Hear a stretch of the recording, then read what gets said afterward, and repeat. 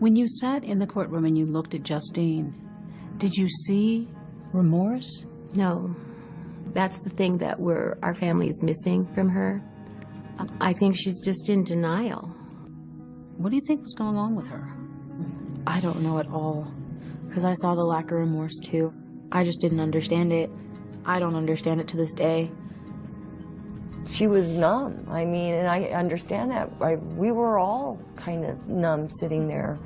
Now the defense must make its toughest decision, whether to have Justine tell her story in court.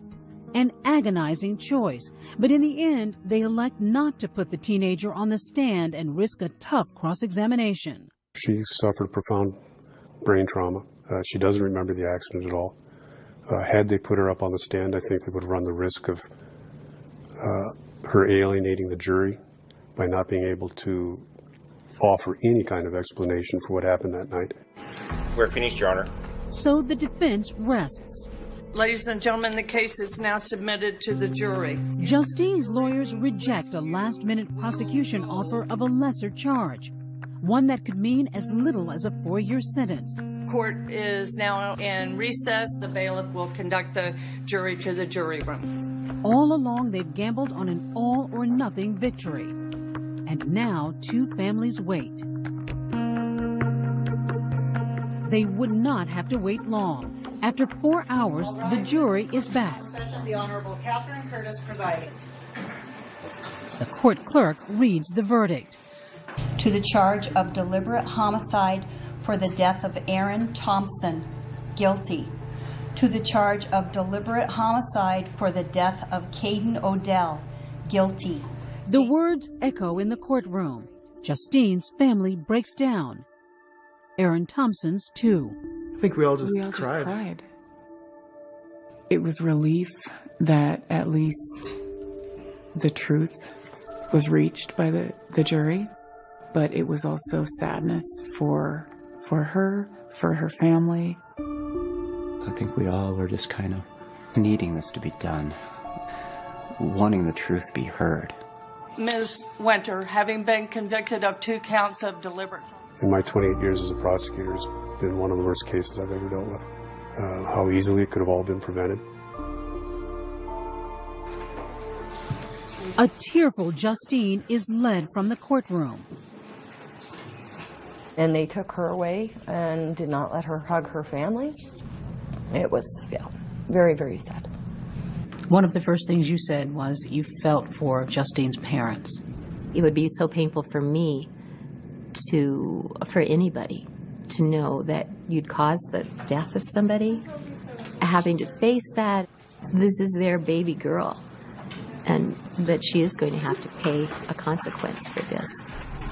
I am very, very sorry about it. We are. It's torn so much apart in our worlds, both worlds. Her daughter now faces 100 years in prison for each count. But before being sentenced, the judge allows Aaron's grieving family to speak directly to Justine. I want to see good things happen for you someday, but I think one of the biggest things of this you still have yet to grasp is the truth. This tragedy has been without a doubt the most life-altering, life-shattering, life-crumbling thing that has ever happened to our family. Caden was, and you will never know how incredible he was. And you took him. You did it. And you need to own it.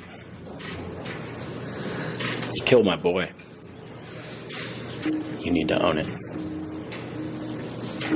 This family desperately wants something from Justine they've yet to witness. The most important thing is to apologize. Show concern for what you have done and try to make amends. But have you ever once looked us in the eye, have shown and expressed even the slightest bit of sincere sorrow for everything that we've been through? We've waited and waited and waited for that. Could that long wait finally be over? Before she hears her sentence, Justine speaks to Aaron Thompson's family for the first time. No one will ever know what actually happened on the night of March 19th. I will never be able to say that I intentionally crossed the center line wanting to take 3 lives from all of you. I'm not saying that it doesn't take time, but I think that the chance needs to be made for you guys to be able to forgive me and to move past it. It's not what Aaron's family had hoped to hear. Prosecutor Ed Corrigan offers Justine one last chance. I understand why you weren't allowed to contact the families, and I understand why you didn't present testimony at trial. But what they've wanted to hear from you for a long, long time also is I'm sorry. Can you tell them that? I'm sorry for your loss, but I cannot. I don't know what you're meaning by you want me to say that I'm sorry. Okay. I don't have any other questions, Your Honor. Thank you.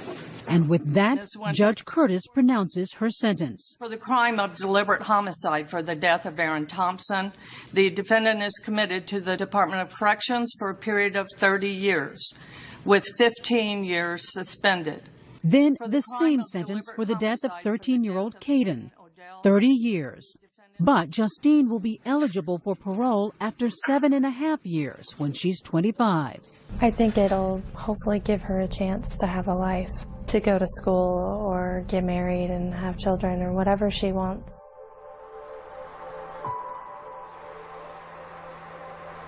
Two years after the crash, the wounds are still as jagged as the wreckage of the cars that collided that night.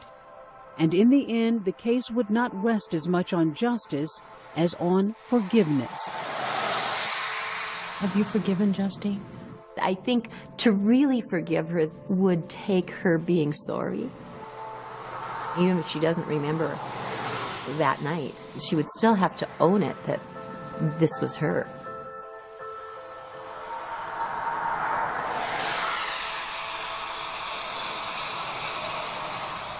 Justine Winter later appealed both her conviction and her sentence.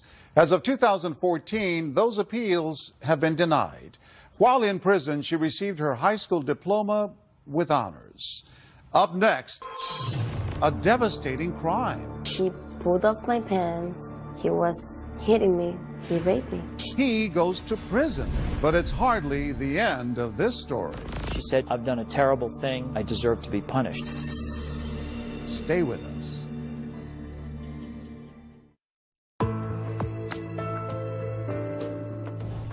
A late night and too much partying leads to a fateful encounter that will change lives forever.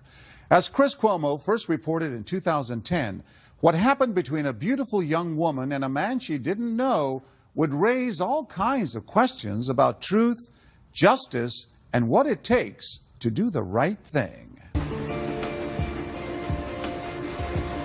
Everything in life, even if you don't understand it now, happens for a reason. Bjarni Peguero is a quiet, somewhat vulnerable soul. She's only 27 years old, but she's already been through enough challenges and tragedy to last a lifetime. But I always said to God, I'm willing to take whatever you give me, because whatever happens is the best for me. The story of what happened begins on the streets of New York City on a Saturday night in the summer of 2005. Bjarni's enjoying a girls' night out. As usual, she's with Aurora Pujols, a best friend who's really more like an older sister. We were having a really good time. Really good time? Dancing, drinking, having fun. To be blunt, the girls get wasted. I drink like 5 Blue Hawaiians. 5 is a lot. 5 is a lot. So you're drunk? Definitely drunk.